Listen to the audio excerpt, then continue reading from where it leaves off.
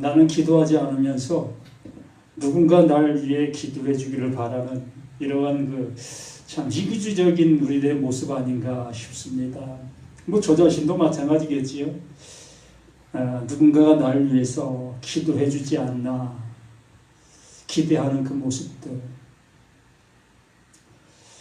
이 시간 우리를 향해서 그 하나님께서 기도해 주십니다.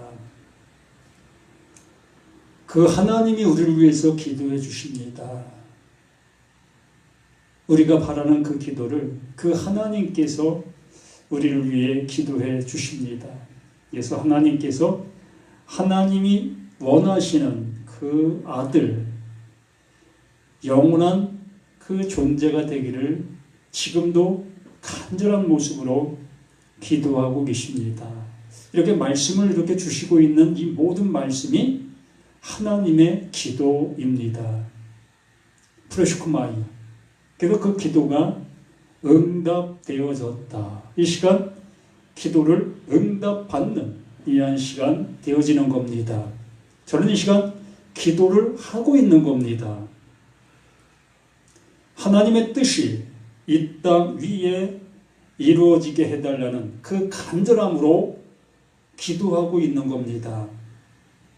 이 방송을 듣고 함께하고 있는 모든 믿음의 모든 사람들에게 정말 그 하나님께서 이루시려고 하는 당신의 뜻, 그 완성품, 그것이 되어지기를 간절한 마음으로 기도하는 마음으로 이 말씀을 증거 외치고 있는 겁니다. 창세기 3장 15절 말씀, 우리는 이 말씀을 원시 복음이다라고 얘기를 합니다. 여기에서 복음이 시작되었다라는 얘기지요. 바로 예수의 십자가가 여기에서 시작됐다라는 말로 우리가 이 말씀을 보고 있습니다. 정말 복음 중에 복음이고 하나님께서 이루시려고 하는 뜻이 가득 담겨 있는 말씀이지요. 자, 이 말씀을 우리가 보면서 진짜 우리는 뭘 생각할까? 무엇이 이루어지길 바랄까? 그러한 우리들의 모습이 있습니다.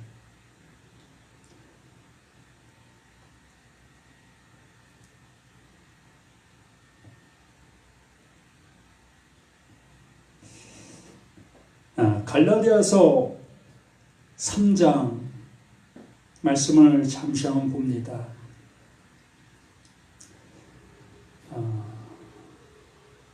9절부터 잠시 봅니다. 갈라디아서 3장 9절.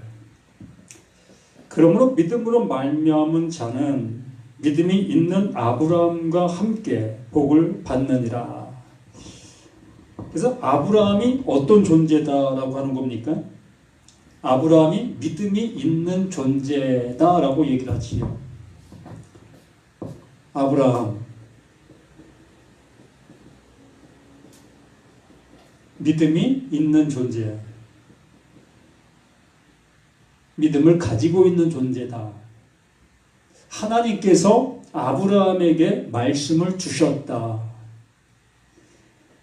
그러므로 아브라함은 그 하나님의 말씀을 가진 존재, 하나님이 넣어주신 말씀, 그 말씀이 그 아브라함 안에 존재로 존재하고 있는 그것, 무엇이겠습니까? 가장 대표적인 모습으로 우리가 이 성경을 통해서 아주 잘 알고 있는 말씀. 아브라함이나 사라는 자식을 낳을 수 없는 그 상태 속에 있었습니다. 더 이상 자식이 없는 그 모습으로 인생을 마감할 수밖에 없었던 그들이었지요. 그런데 그 하나님께서 그들에게 약속을 해 주셨습니다. 너희에게 씨가 있게 될 거다. 너희의 그 씨로 인해서 바다의 모래알처럼 저 하늘의 별처럼 많은 존재가 출생하게 될 거다. 너희로 인해서 민족이 형성되게 될 거다라는 그 약속을 하나님께로부터 받았습니다. 그 약속을 받은 그 아브라함, 그 약속으로 인해서 사라에게 잉태가 되어졌지요. 이것이 바로 하나님의 믿음을 그 아브라함은 보았고 들었고 가진 바가 되어진 거예요. 이보다 더 확실한 약속이 어디 있겠습니까? 하나님께서 말씀해 주신 그 말씀이 그 사라라는 그 여인에게, 잉태할 수 없는 그 여인에게 잉태가 되어지게 됐다는 겁니다. 그러고 나서 이제 이삭이 출산되게 되어지지요. 이렇게 되어진 이 모습이 바로 뭐다? 아브라함은 무엇을 가진 존재? 믿음을 가진 존재.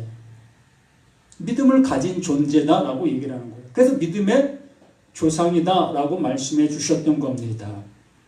그러므로 믿음으로 말미암은 자는 믿음이 있는 아브라함과 함께 복을 받느니라. 그러므로 믿음으로 말미암은 자.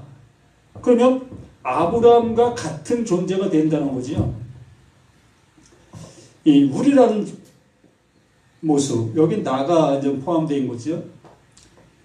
이 아브라함과 우리라는 그것이 이 같은 것을 가진 존재라는 얘기입니다. 그러므로 우리는 아브라함은 하나님께로부터 아들을 잉태하게 되어지는 약속을 받았고 그 약속이 이루어진 그 모습으로 확인이 되었습니다. 그럼 우리에게는 어떠한 모습이 그 아브라함과 같은 모습이 되어져야 되겠느냐라는 얘기지요. 그 아브라함의 그 모든 말씀이 또한 우리에게 지금 하고 있는 말씀이었던 거지요. 구약의 그 모든 예언했던 모든 말씀들, 그 예언했던 모든 말씀들이 비로소 마리아라는 그를 통해서 출산되게 되어지는 그것, 그게 바로 하나님의 약속이 이렇게 이루어졌다. 그러므로 이것을 믿음으로 갖게 된 너나 우리 모두가 다 누구와 같은 거다? 아브라함과 같은 존재. 그러므로 믿음을 가진 존재라고 얘기를 하는 겁니다. 그 믿음을 가진 존재다라는 얘기입니다. 그러므로 10절에 무릇 율법 행위에 속한 자들은 저주 아래 있나니, 율법 행위에 속한 자들은 저주 아래 있다. 율법을 듣고 그 율법을 행하고 있는 그들, 그게 저주 아래 있다라고 얘기를 하는 겁니다. 자, 오해를 우리들이 많이 하는데, 율법을 행하는 것이 저주다? 그런 의도는 아닌 겁니다. 우리가 어떤 사람은 율법을 대로 살아가지 않는 사람이 있겠습니까? 율법을 지켜서 그 행동을 하든, 율법을 모르고 행동을 하든, 모든 우리의 삶 자체가 율법 아래에 있는 그 삶의 모든 것이 될 수밖에 없습니다. 대한민국에 사는 사람이 헌법을 저버리고 살아갈 수 있겠습니까? 대한민국에 출생한 우리 모두는 다 그 헌법 아래 그냥 살아가는 거예요. 이와 마찬가지로 우리가 이렇게 태어난 이 상태가 율법 아래 태어난 우리 자신들 모두인 거예요. 우리가 율법을 알아서 행동하든 율법을 몰라서 행동하지 아니하든 우리의 행동의 모든 것들은 다 율법 아래서 행동하고 있는 모든 것들이 되는 거예요.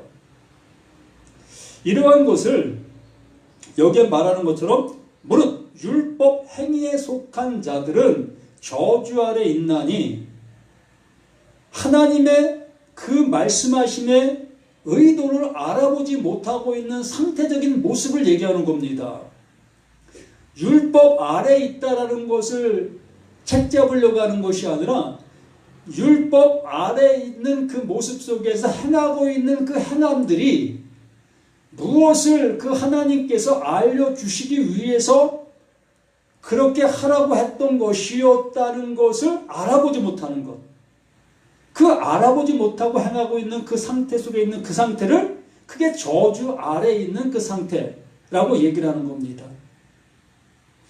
그래서 저주 아래 있나니 기록된 바 누구든지 율법책에 기록된 대로 모든 일을 항상 행하지 아니하는 자는 저주 아래 있는 자라 하였습니다. 우리가 로마서 몇 장입니까? 7장입니까? 율법은 선하다라고 말씀해 주셨습니다. 하나님의 말씀은 선한 거예요. 그러면 율법도 선한 겁니다. 그 선한 것을 우리는 온전히 이루지 못하고 있기 때문에 우리가 불의한 거예요. 그 선한 것을 그 완전하게 지키게 되어진다면 그 선한 것이 나를 선한 그 상태로 유지시키는 거예요. 그런데 우리가 그 말씀을 온전히 지키지 못하고 있는 내가 되기 때문에 그 선한 것으로 인해서 내가 정죄를 받게 된다는 겁니다. 내가 정죄를 받고 있기 때문에 그 율법은 선하다라고 얘기를 하는 겁니다. 그래서 율법 행위에 속한 자는 저주 아래 있나니 기록된 바 누구든지 율법책에 기록한 대로 모든 일을 항상 행하지 아니하는 자는 저주 아래 있는 자라 하였습니다. 이렇게 그 율법의 100%를 행하지 못하고 있는 우리 모두는 다 그 저주 아래 있는 거예요. 그 율법을 통해서 정죄를 받을 수밖에 없다는 얘기입니다. 또 하나님 앞에서 아무도 율법으로 말미암아 의롭게 되지 못할 것이 분명하니 이는 의인은 믿음으로 살리라 하였습니다. 그 율법을 그 하나님께서 말씀해 주셨기 때문에 우리가 하나님과 똑같은 존재가 되어지지 아니하고서는 그 하나님의 말씀을 100% 지킬 수 없다는 겁니다. 그러기 때문에 그 하나님이시고 그러기 때문에 그 하나님의 말씀에 놓으신 그 말씀인 겁니다. 우리가 할 수 없는 그것이기 때문에. 그러므로 우리는 그 율법이 말하는 바의 그 말씀으로 인해서 우리가 정죄함을 받게 되어지고 그 정죄함을 받게 되는 그 모습 속에서 아까 말씀해 드린 것처럼 아브라함, 하나님의 믿음을 받은 존재, 아브라함 스스로는 자식을 낳을 수 없는 그 상태에 있었던 바로 율법의 정죄를 받을 수밖에 없었던 그 아브라함. 그럼에도 불구하고 그 하나님께서 아브라함에게 약속을 주시고 그 약속을 주신 그 약속으로 말미암아 이삭이 출생되어지게 된 것. 이것이 곧 하나님께서 하시는 일이고 이것이 믿음이다라고 얘기를 하는 겁니다. 우리 자신들에게도 하나님의 말씀, 그 율법 아래 있는 나의 모든 것을 볼 때에 그 율법은 나를 계속해서 뭘 하고 있다는 것입니까? 정죄를 하고 있다는 거예요. 그러므로 내가 정죄를 받고 있는 나의 모든 것이라면 우리는 불의한 존재라는 겁니다.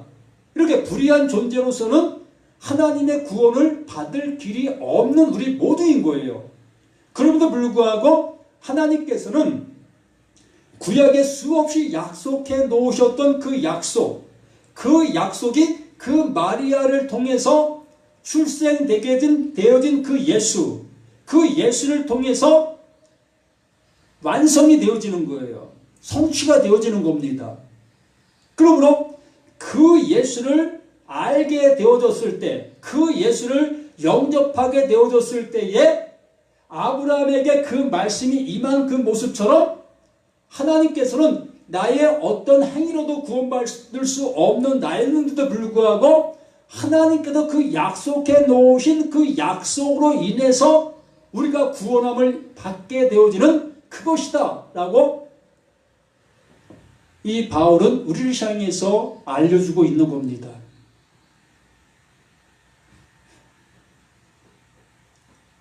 그래서 의인은 믿음으로 살리라 하였습니다. 믿음으로 사는 거예요. 다른 것으로는 불가능한데 그 믿음으로 말미암아 그 하나님께서 이루어 놓으신 그 믿음으로 말미암아 우리가 구원을 입게 되는 것입니다.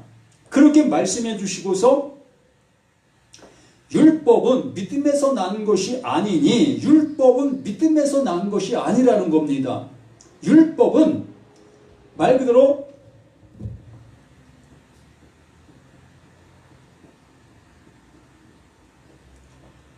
이 드러나 있는 법, 어떤 기준치다라고 얘기할 수 있습니다. 그러므로 이 율법이 우리에게 빛을 비췄을 때에 나에게 빛을 비추게 되어지면 나는 율법의 빛을 받아 우리의 그 모든 모습들이 불의한 것들이 드러나는 겁니다. 율법의 빛이 비춰지면 나의 불의한 것들이 드러나게 되어지고 이 율법은 나를 뭐합니까? 정죄하는 거예요. 죽이는 거지요. 그러므로 이 모든 것들을 그 하나님께서 해결해 주시기 위해서 그 예수를 이 십자가에 달려 죽게 해 주시는 거예요. 그게 바로 여기에 말씀해 주시고 있는 말씀들인 겁니다. 율법은 믿음에서 나는 것이 아니니 율법을 행하는 자는 그 가운데서 살리라. 율법을 행하는 자는 그 가운데서 살리라. 그러나 이 율법의 정죄를 받지 아니할 수 있는 육체는 없다. 육체를 갖는 순간 모든 것이 다 정죄를 받게 되어질 수밖에 없다. 그 하나님은 그 목적으로 이 율법을 우리에게 말씀해 주신 것이었습니다. 그래서 13절 그리스도께서 우리를 위하여 저주를 받은 바 되사라고 말씀해 주시는 거예요. 이 율법은 육체를 가진 모든 존재들을 향해서 정죄를 합니다. 나도 이렇게 정죄를 하지요. 근데 나는 그 정죄를 받게 되어졌을 때 뭐를 끌고 갔습니까? 짐승을 끌고 갔습니다. 내가 죽어야 될 것을 내가 죽지 못하고 나 대신 짐승을 끌고 가 짐승을 대신 죽게 했지요. 이것이 바로 육신을 가지고 있는 나의 본성된 나의 모습인 겁니다. 우리는 내가 죽는 것을 전혀 받아들일 수가 없었던 겁니다. 그 하나님의 말씀을 따라 하나님께서 나를 살 수 있게 해주시겠다고 하셨던 그 은혜의 모습으로 우리는 나를 십자가에 달게 하지 않고 나 대신 짐승을 십자가에 달게 만드는 그 일을 우리는 하게 됐던 거예요. 그런데 하나님 보내신 자 그 예수, 그리스도인 예수, 약속을 담고 온 그 예수는 13절에 그리스도께서 우리를 위하여 저주를 받은 바 되사 이 율법의 정죄, 육신을 가진 모든 존재는 그 정죄를 받는 데 있습니다. 그러므로 나는 그 정죄를 받지 아니하려고 짐승을 끌고 왔던 우리 자신이었습니다. 그런데 예수는 짐승을 끌고 오지 아니하고 자신의 육신을 그냥 십자가에 내놓는 거예요. 이게 하나님의 약속인 겁니다. 하나님의 구원의 그 일이 성취되기 위해서 그 예수가 왔고 그 예수는 그 일을 완성하는 그 일로 가고 있는 거예요. 그 13절 말씀이 바로 그것을 완전하게 우리에게 알려주고 있는 겁니다. 그리스도께서 우리를 위하여 저주를 받은 바 되사 율법의 저주에서 우리를 속량하셨으니 기록된 바 나무에 달린 자마다 저주 아래 있는 자라 하였습니다. 그 예수가 우리가 받아야 될 그 저주, 우리는 짐승을 나 대신 저주를 받게 했던 우리였는데 그 예수는 자신을 그 저주를 받아 십자가에 죽는 그 죽음을 죽게 되었습니다. 그 죽게 된 그 죽음을 주었을 때에 이 하나님께서는 아브라함에게 주셨던 그것이 바로 이것이다. 이것으로 인해서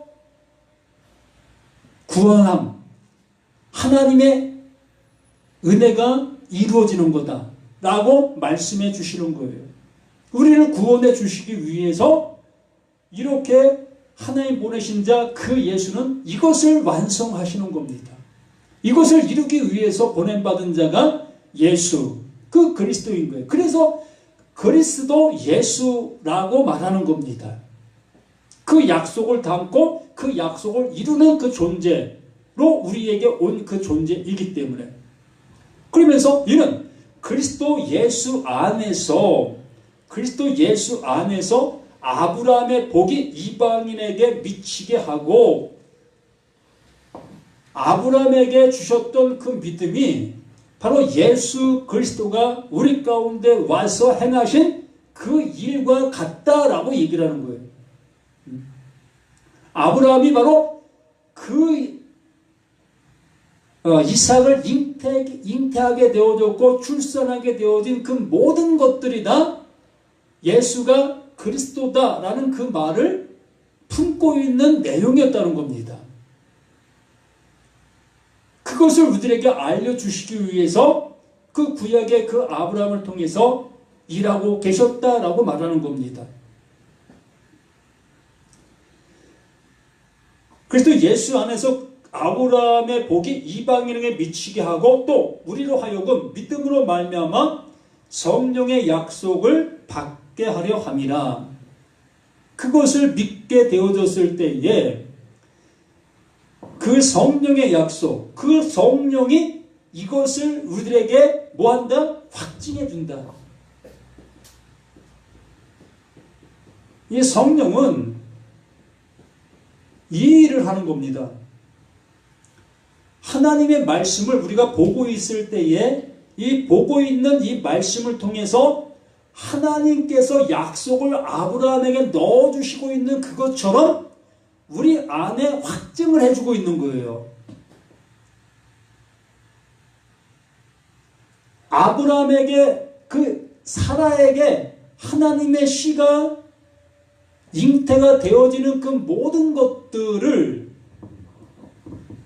그들이 실제적인 모습으로 느끼고 깨닫고 안 것처럼 이 성령 또한 이 말씀을 우리가 보고 들을 때에 하나님께서 예수 그리스도를 통해서 우리를 구원해 주시기 위해서 그 하나님의 말씀, 그 시를 내 안에 넣어주시고 있다는 그것을 확증해 주시는 거예요. 알게 해주시고 있다는 겁니다.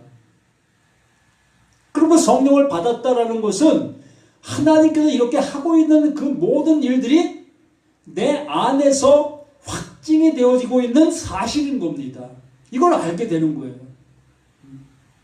성령이 하고 있는 일이 이 일이기 때문에.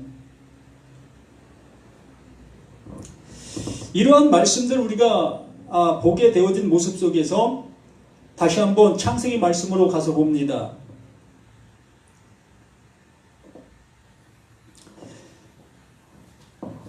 우리가 창세기 3장 15절 말씀 속에서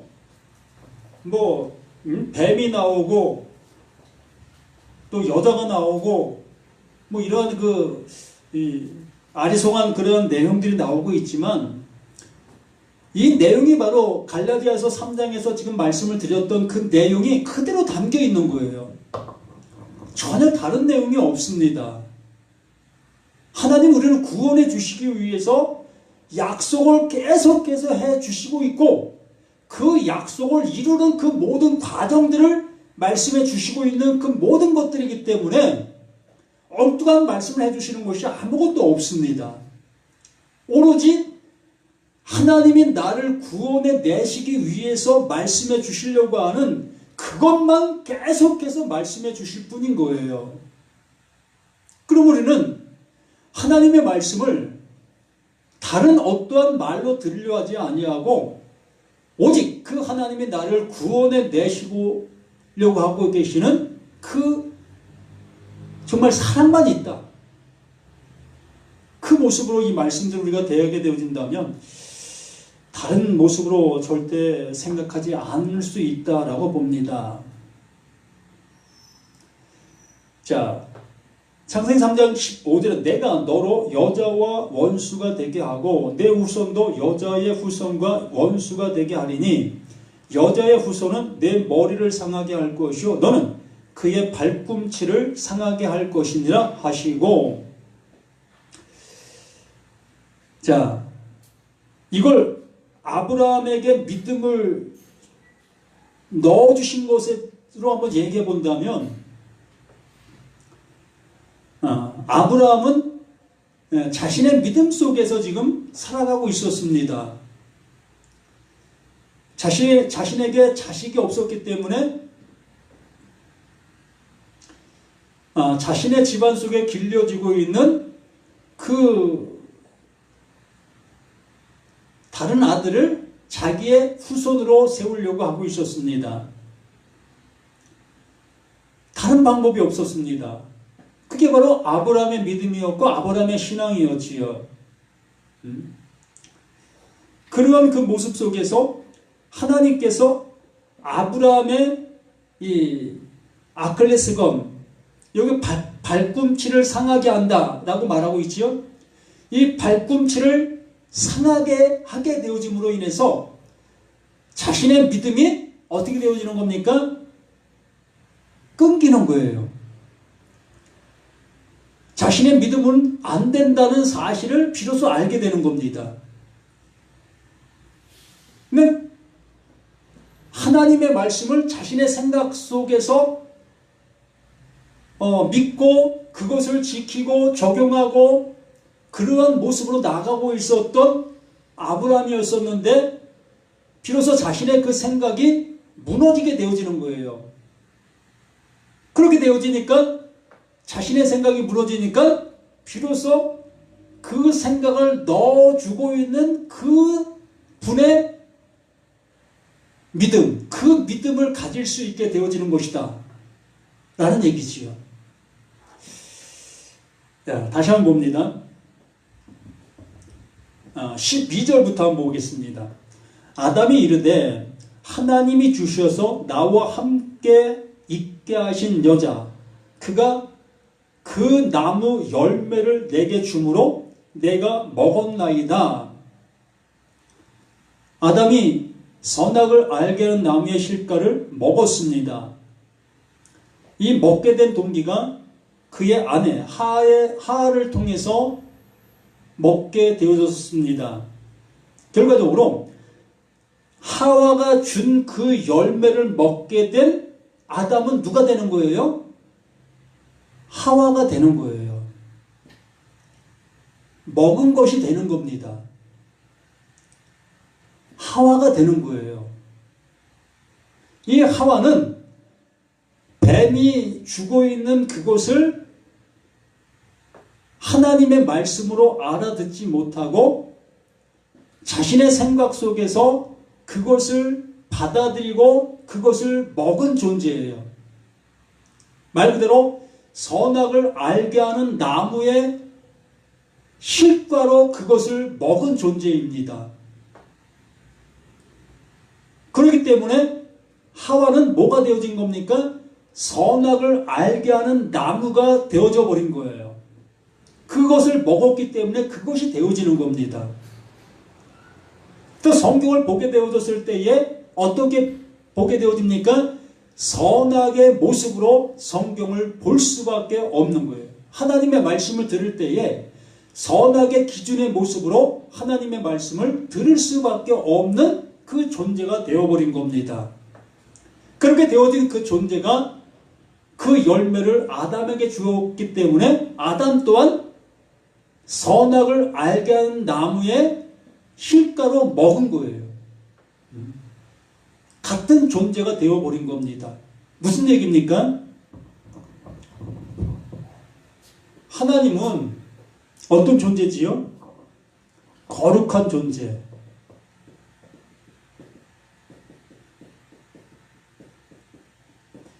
하나님은 거룩한 존재입니다. 나는 불의한 존재.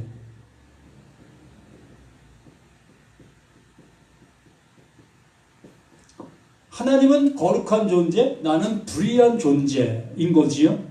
그러므로 하나님께서 이 불의한 존재를 어떻게 하시려고 하는 거예요? 벌 주시려고 하는 겁니까? 하나님은 불의한 존재를 구원해 내시기 위해서 말씀해 주시고 있는 하나님이십니다. 또 하나님은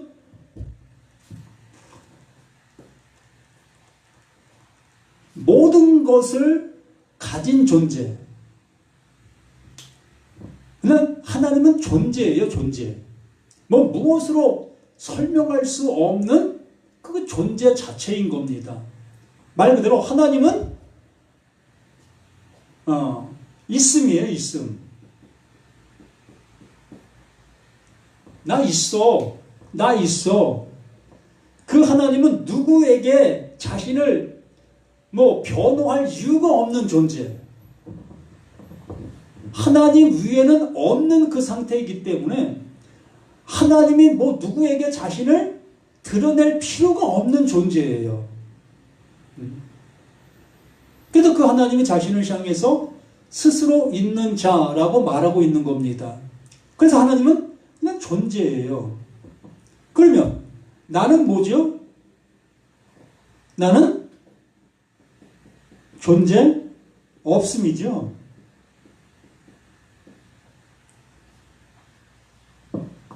하나님은 형체가 없는 존재. 나는 형체를 가지고 있는 존재.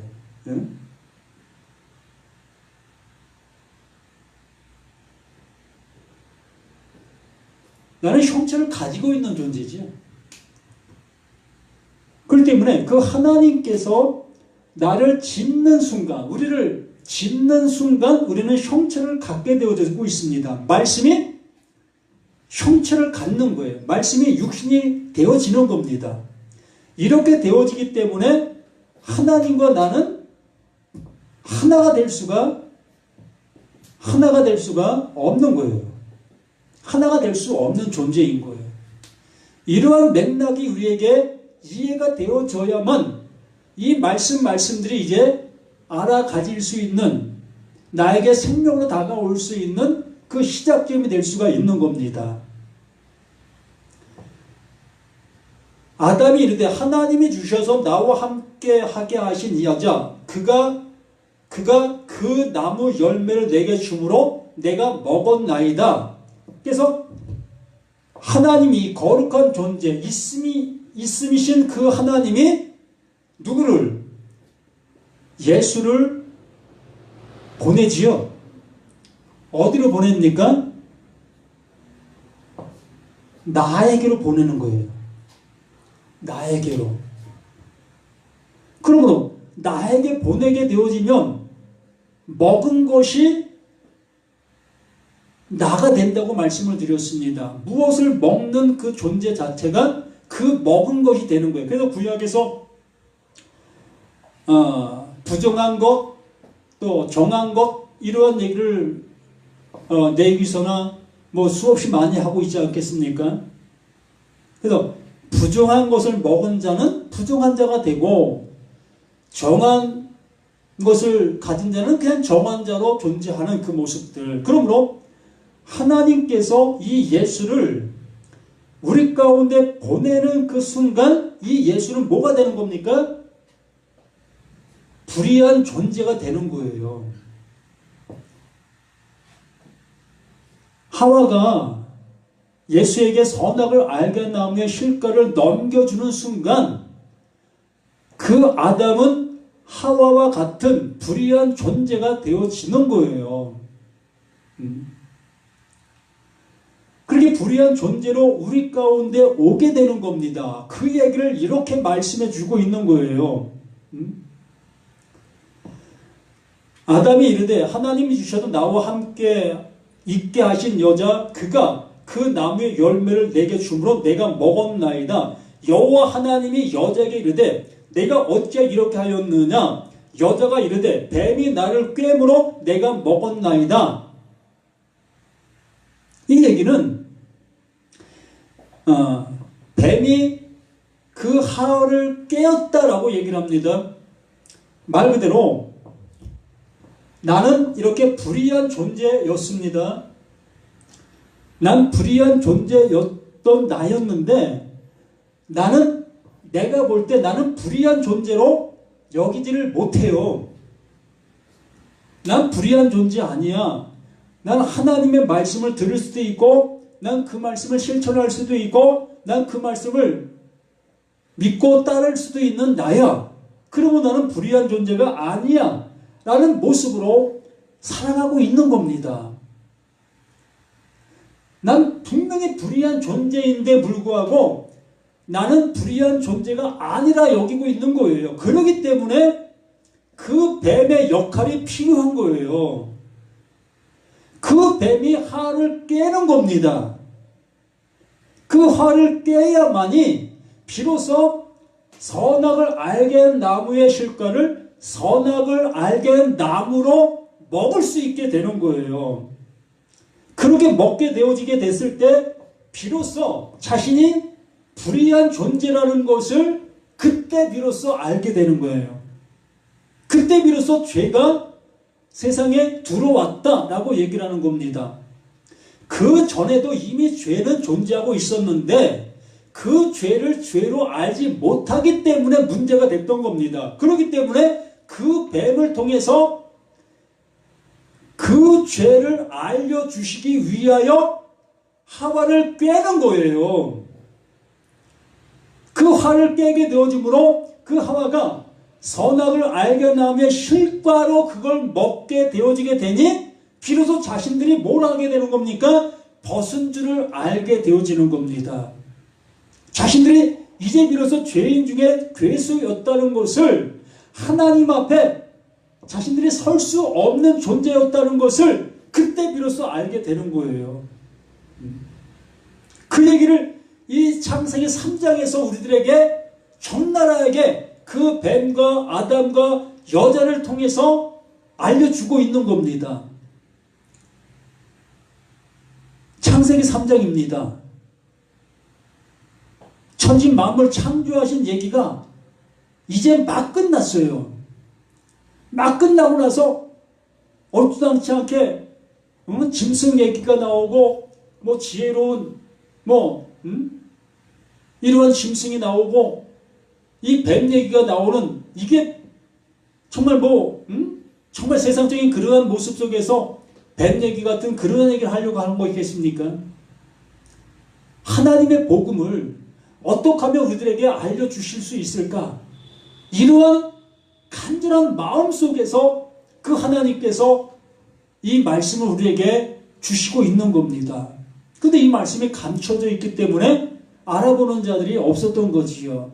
그러나 누군가는 이 말씀을 알게 되어 이 말씀을 이렇게 증거할 수 있게 되는 거예요.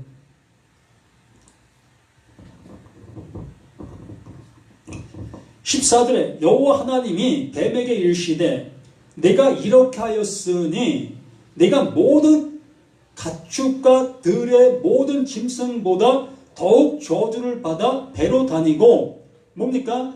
갈라디아서 3장에서 우리가 서두에 본 그 모든 말씀들 그 말씀들을 여기 이렇게 말하고 있는 것을 이 바울은 이 말씀을 알아 거기에 기록해 주시고 있는 거 그렇게 해석해 주고 있는 거예요. 제발 좀 알아듣기를 바라는 그 간절한 마음을 가지고 그런데 그건 그거고 이건 이거지 어떻게 이 얘기가 그 얘기가 될 수 있겠어? 라는 모습으로 이걸 받아들이지 못하고 있을 뿐이라는 겁니다. 바울은 이 얘기를 갈라디아서 3장, 아니 서신서 전체를 통해서 계속 하고 있었던 거예요. 그래서 그 예수는 더욱 우리 모두보다 저주를 받는 거예요. 똑같은 저주인데 우리는 이 불의한 존재라는 것을 알지 못하고 있기 때문에 우리는 저주를 받았다 여기지를 않고 있는 겁니다. 그러나 예수는 하나님 보내시는 순간 자신이 어떠한 존재로 이 세상 가운데 보냄을 받았다는 것을 아는 존재인 겁니다. 그 아는 존재이기 때문에 더욱 저주를 받은 존재가 되어지는 거예요. 왜? 그 저주를 우리에게 알려주어야 되는 것이기 때문에, 우리의 상태가 어떠한 상태라는 것을 알려주어야만 되는 그 존재로 우리 가운데 왔기 때문에 더욱 저주를 받는 그 모습으로 우리에게 온 거예요. 왜? 그 예수님만 그 저주를 아시는 분이기 때문에. 어느 누구도 저주가 저주인지를 모르는 모습 속에 살아가고 있었기 때문에 그런 겁니다. 더욱 저주를 받아 배로도 아니고 살아있는 동안 그 예수님은 하나님의 말씀을, 그 약속을 가지고 온 존재라고 했습니다. 그 약속을 가지고 온 존재이기 때문에 하나님께서 알려주시고자 하시는, 우리를 구원해 내시려고 하시는 그 말씀을, 그 생명을 계속해서 우리를 향해서 외쳐주셔야만 되는 거예요.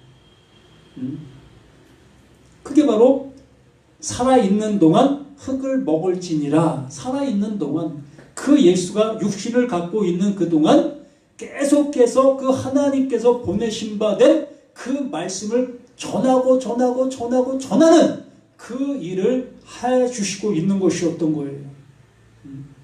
근데 그 베드로는 예수님이 그 일을 하고 있는 그 모습, 그 일을 이루시려고 하고 있는 그 모습을 향해서 절대 예수님 죽으실 수 없습니다 라고 하나님의 일을 가름하였던 그 모습.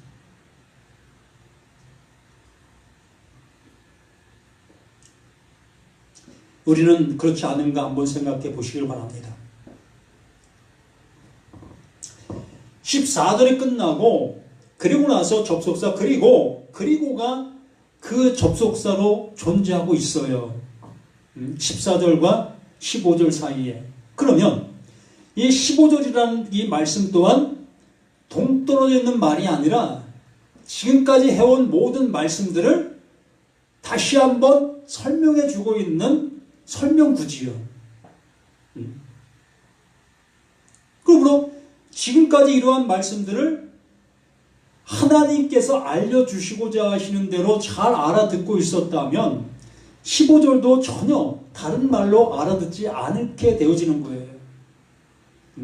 뭐 뱀은 나쁜 것, 뱀은 사단, 마귀, 이러한 모습으로 정죄할 수가 없게 되는 겁니다. 복음 중에 복음이기 때문에, 나를 구원해 내시기 위해서 말씀해 주시는 말씀들이기 때문에 이 말씀 앞에 아멘, 아멘이 될 수밖에 없다는 거예요. 그러므로 내가 너로 여자와 원수가 되게 하고, 여자가 누구였습니까? 하와였지요.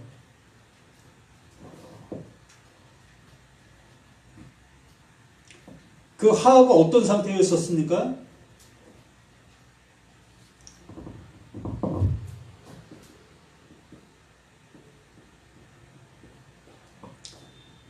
불의한 상태예요. 이 불의한 자지요. 하와는 불의한 자입니다. 그러나 이 하와 자신은 자신을 불의한 자로 여기지 아니합니다. 자신은 의로운 존재라고 여기고 있는 거지요. 근데 이 뱀이라는 그 존재가 하와를 유혹했다고 하지요. 하와를 꾀었다고 얘기하지요. 그러므로 이 하와는 이 뱀이 깨움을 함으로 인해서 깨어져서 자신이 선악을 알게 한 나무의 실과, 하나님 먹지 말라고 한 그 실과를 먹은 그 상태로 여기게 되어지므로 둘 관계는 뭐가 되는 겁니까? 원수가 되는 거예요. 너 때문에 내가 죄를 지었어 라고 생각하게 되는 것이에요. 너 때문에 내가 죄를 지어서 하나님에게 진노를, 하나님의 벌을 받게 됐어 라고 하와는 생각하게 되는 겁니다. 그러나 뱀은 하와에게 하나님의 마음을 전달해 준 거예요. 하나님이 하라고 하신 그 일을 행한 그 존재인 겁니다. 그러므로 이 뱀은 하와에게 해야 될 그 일을 한 거예요. 하와는 그것을 알아보지 못한 것뿐이지요. 그럼 또 봅니다. 내가 너를 여자와 원수가 되게 하고 내 후손도 여자의 후손과 원수가 되게 하리니. 자, 하와, 뱀. 하와를 이 여자, 하나님의 말씀을 알아듣지 못하고 있는 그 존재, 자신이 불의한 자인데 불의한 자인 것을 모르고 있는 그 상태. 그러면 누가 되는 겁니까? 나가 되는 거지요. 우리가 되는 거죠. 짝을 찾지 못하고 있는 그 상태에 있는 나. 진리를 알아보지 못하고 있는 나. 그게 바로 하와의 상태인 거지요. 그러면 이 뱀은 하나님의 말씀을 전해주고 있는 존재다라고 했습니다. 하늘에 있는 말을 나와 똑같은 존재로 와서 나에게 하나님의 말씀을 알려주고 있는 그 존재. 그게 누굽니까? 그래서 이 뱀을 예수라고 하는 겁니다. 그냥 예수. 그냥 예수예요. 약속을 담고 온 존재.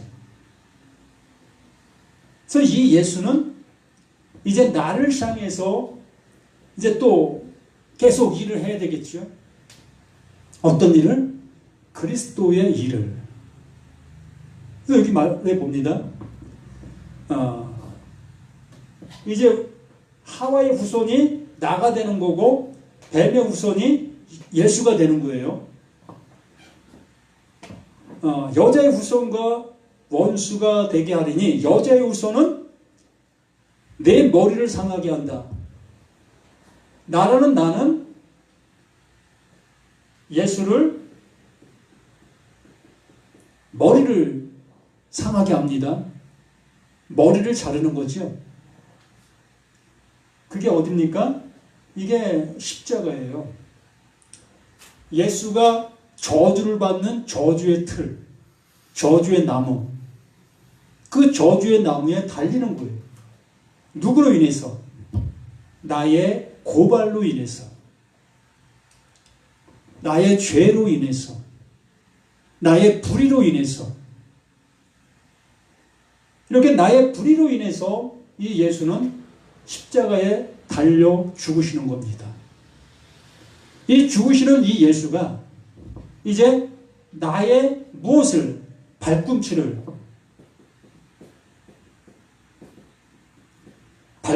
상하게 하는 거죠. 나 스스로가 나는 불의한 자가 아니다 여기면서 말씀을 들었고 말씀을 적용하고 말씀을 전했던 우리 자신들이었습니다. 그러던 내가 이 예수가 십자가에 달리는 순간 비로소 내 발꿈치가 아킬레스건이 잘리는, 아니 야곱이 약복강에서 천사와 씨름하다가 천사를 통해서 환도뼈를 얻어맞게 되어짐으로 인해서 절름발이가 되었습니다. 그게 무슨 얘기냐 하면 하나님께서는 나의 씨 없음을 알려주시고 있었던 복음이었던 거예요.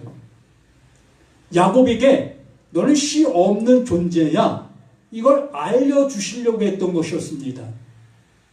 그러므로 이 발꿈치라는 것은 이 이스라엘 백성들이 발꿈치하면 누가 생각납니까?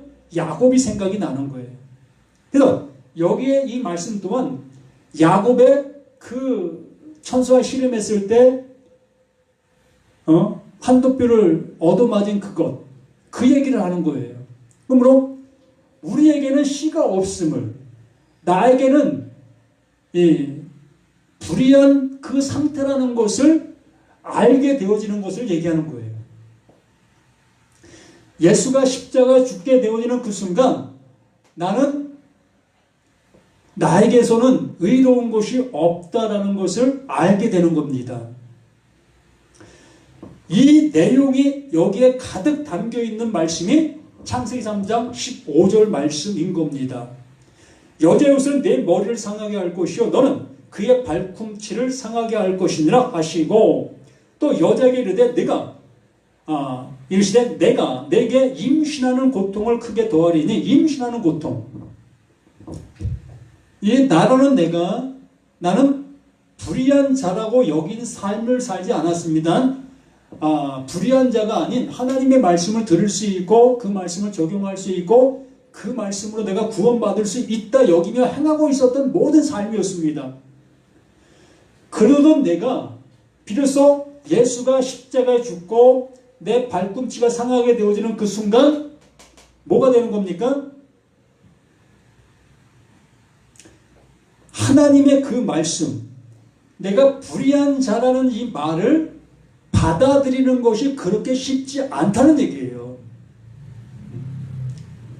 내가 수십 년 동안 신앙생활해온 이 모든 것들을 내려놓기가, 벗어던지기가 그만큼 힘들다는 얘기인 거예요. 하나님의 말씀을 받아들이기가 그만큼 힘들다는 얘기입니다.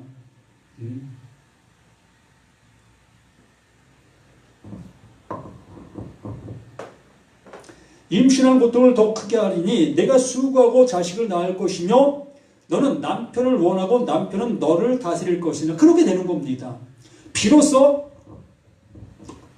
씨로 존재하시는 그 예수, 그 그리스도를 이제 앙망하게 되는 거예요. 난 불의한 자구나.